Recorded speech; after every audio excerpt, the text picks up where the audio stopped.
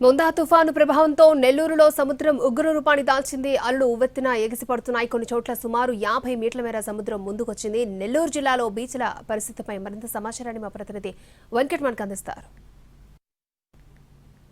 ఎంత ప్రభావం తీర ప్రాంత మండలాలపై స్పష్టంగా కనిపిస్తుంది. సముద్రంలో అలలు ఉవ్వెత్తున ఎగసిపడుతున్నటువంటి దృశ్యాలని మనం చూస్తున్నాము.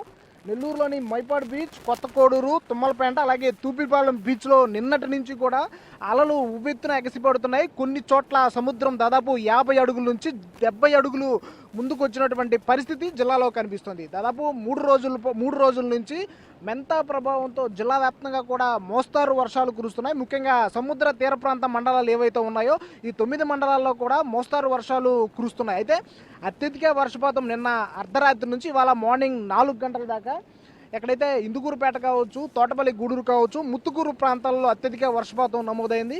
మిగిలిన ప్రాంతాలన్నింటిలో కూడా మోస్తారు వర్షాలు కురుస్తున్నాయి. అయితే ఏదైతే వాతావరణ శాఖ అధికారుల ఆదేశాల మేరకు జిల్లా యంత్రాంగం గత 3 రోజుల నుంచి కూడా అప్రమత్తమైంది. ఎక్కడైతే లోతట్టు ప్రాంతాలు ఉంటాయో, దాంతోపాటు సముద్ర తీర ప్రాంతాలు ఉంటాయి, ఆయా ప్రాంతాలపై అధికారులు ప్రత్యేక దృష్టి పెట్టారు. జల దిగ్బంధంలో చిక్కుండే గ్రామాలు ఏవైతే ఉన్నాయో వాటన్నిటిని కూడా లిస్టు చేసి వాటిలో కూడా అధికారులని ఇప్పటికే ఏర్పాట్లు చేస్తున్నటువంటి పరిస్థితి కనిపిస్తుంది. అయితే నిన్నటితో పాటు ఇవాళ కూడా జిల్లా కలెక్టర్ జిల్లాలోని ప్రభుత్వ, ప్రైవేట్ జూనియర్ కాలేజీలకు, స్కూళ్లకు సెలవులు ప్రకటించారు. అయితే మొత్తంగా సముద్ర తీర ప్రాంతాల్లో ఎక్కువ దీని ప్రభావం ఉన్నట్లు మనకి స్పష్టంగా తెలుస్తోంది. ఇవాళ రేపు కూడా భారీ వర్షాలు నెల్లూరు జిల్లాపై విరుచుకుపడే అవకాశాలు ఉన్నాయని వాతావరణ శాఖ చెప్తోంది. ఒకసారి మనం మైపాడు బీచ్, అలాగే కొత్తకోడూరు, తుమ్మలపేంట, తూపిలపాలెం బీచ్లను ఒకసారి పరిశీలిస్తే మొత్తం దాదాపు ఒక్కొక్కటి 50 నుంచి 70 అడుగుల ముందుకు వచ్చినటువంటి పరిస్థితి కనిపిస్తుంది. అలలు కూడా 1.5 మీటర్ నుంచి 2 మీటర్ల ఎత్తున ఎగసిపడుతున్నటువంటి దృశ్యాలని మనం స్పష్టంగా చూస్తున్నాం. సో ముందస్తుగానే ఈ అలల ఉధృతి, సముద్రం ఉగ్రరూపం దాలుస్తుందని ముందుగానే గ్రహించిన జిల్లా యంత్రాంగం మత్స్యకారులు ఎవరిని కూడా వేటకు వెళ్ళనివ్వడం లేదు. దాదాపు వారం నుంచి కూడా మత్స్యకారులందరూ కూడా పునరావాస కేంద్రాలు కావచ్చు, ఇళ్లలోనే సురక్షితంగా ఉన్నటువంటి పరిస్థితి కనిపిస్తుంది. అయితే కొన్ని ప్రాంతాల్లో ఎక్కడైతే ఆ తుమ్మలపేంట బీచ్ కావచ్చు, తూపిలపాలెం కావచ్చు, ఆయా ప్రాంతాల్లోని మత్స్యకారులందరూ కూడా ఏదైతే ఆ బోట్లను సముద్ర తీరానికి చేర్చేసి ఇళ్లలో సురక్షితంగా ఉన్నటువంటి పరిస్థితి కనిపిస్తోంది.